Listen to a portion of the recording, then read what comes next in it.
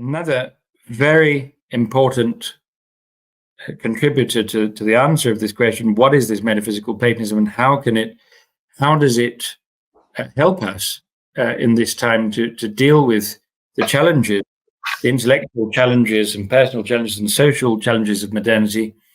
Well, for Gerson, who's really one of the most important specialists, I think he's now in his early 80s, in Platonism, and again, an advocate of Platonism as a living tradition. He's not just a kind of dry academic exegete, but actually thinks that this can solve modern problems. For Gerson, Platonism entails anti-nominalism. It entails anti-materialism. It entails anti-mechanism.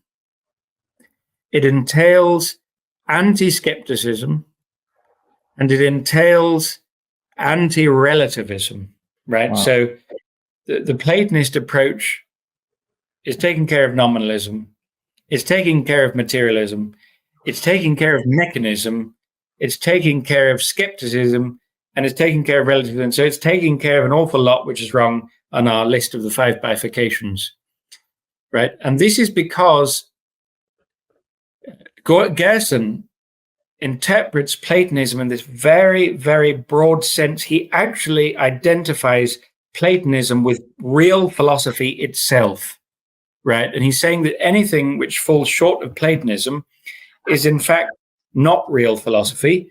It's going to deteriorate into naturalism, okay? It's going to deteriorate ultimately into these 5 things which it's anti. It's going to deteriorate into nominalism. It's going to deteriorate to materialism, mechanism, skepticism, and relativism. So what is that? He says, so he defines all of this in discussion with Rorty, posthumous discussion, of course. Now, Rorty is about as anti-Platonic as it gets. He says, most of what I have written in the last decade consists of attempts to tie my social hopes for a global, cosmopolitan, democratic, egalitarian, classless, casteless society with my antagonism, my hatred of Platonism. Wow. Okay? But the amazing thing is, he agrees with Lloyd Gerson that Platonism is philosophy. On Rorty's account, the differences among philosophers and scientists are far less significant than their shared commitment to representationalism. Hence, to identify Platonism and philosophy is not to fail to acknowledge that there are people who are call themselves philosophers and are anti or non-Platonists. It is rather to claim that what binds them together is a shared error in principle, an error that is most egregiously and fundamentally found in Plato and all those who follow in his path. Overcoming this error is tantamount to overcoming the enchantment of Platonism, that is, of philosophy. By Platonism, Rorty means the set of philosophical distinctions: appearance, reality, matter, mind, made, found, sensible, intellectual, etc., that he thinks continue to bedevil the thinking of philosophers, as well as those who look to philosophy for some proprietary knowledge. Other important Platonic dualisms elsewhere rejected by Rorty are knowledge, belief, cognitional, volitional, and subject-object. So you see, those who are fully signed up to our 5 bifurcations and real proponents of ideological modernism, you often want to dissolve these distinctions. They want to say they're not real. Physicalists, for example, who want to say that all of this is an epiphenomenon of physical processes, for example. These distinctions, among others, are the consequences inferred from the principles that together constitute Platonism. By philosophy, Rorty means systematic thought, as opposed to what he calls edifying thought. The manner in which Rorty uses the systematic is broader than the use according to which one might say that Hegel is a systematic philosopher and Hume is not. By systematic, he means having a distinct content or subject matter. Thus, anyone who thinks it is possible for a philosopher to discover a single truth about the world, requiring one or more of the above dualisms, let's say appearance and reality, for example, is embracing a distinctive or special type of error. But self-declared naturalists divide over whether philosophy has a distinct subject matter. Nevertheless, even among those naturalists who insist that philosophy is not replaceable by the natural sciences, there is no one, as Stephen Hawking wants us to think, as Quine wants us to think, there is no one who thinks that this subject matter is as Plato conceives it, as in amongst naturalists. Plato tells us in his Republic in a clear and unambiguous way that the subject matter of philosophy is that which is perfectly or completely real, to pantelos on. That is, the intelligible world, as in the world of forms, the world of the spiritual realm underlying the realm of becoming, which is this realm of flux, and all that it contains, namely immaterial forms or essences, souls, intellect, and the superordinate first principle of all, the idea of the good, which he identifies with the one, God. If Rorty is right, then the denial of the existence of this content is the rejection of philosophy. So what Gerson is saying is, me and Rorty superficially agree. We actually identify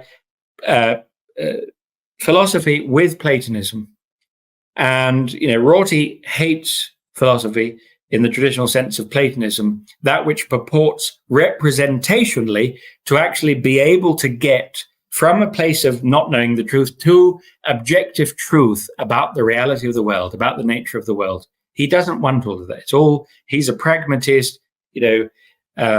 Philosophy is an activity which is edifying.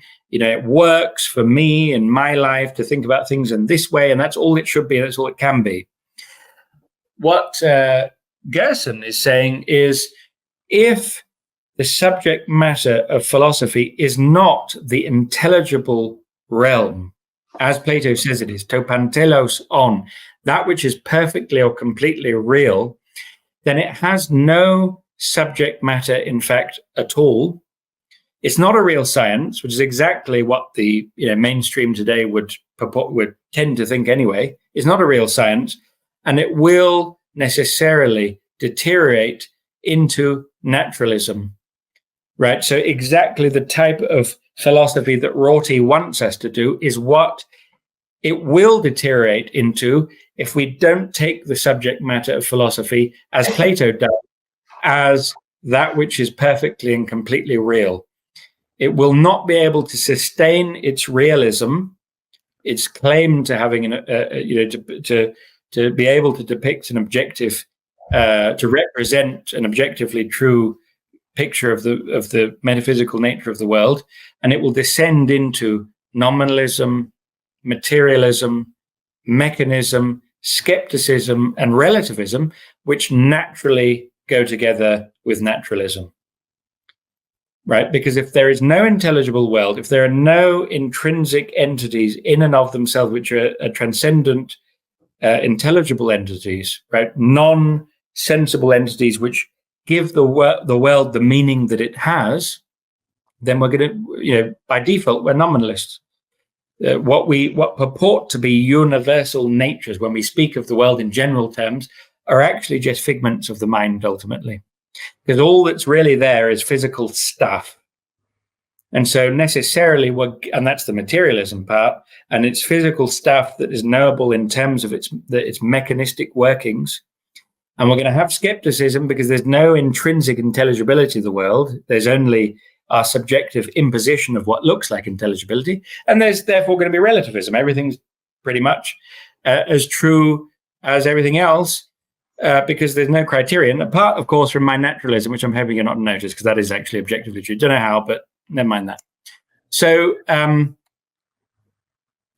now, aside from worrying that you're getting tired, Paul, I'm also feeling immense compassion for our dear viewers. Who, thing is, they have a pause button, don't they? Exactly. They're in a different metaphysical dimension from us, because they have this frozen moment in time and space where they can simply pause it. We are living in this stream of time, and so we can't pause it.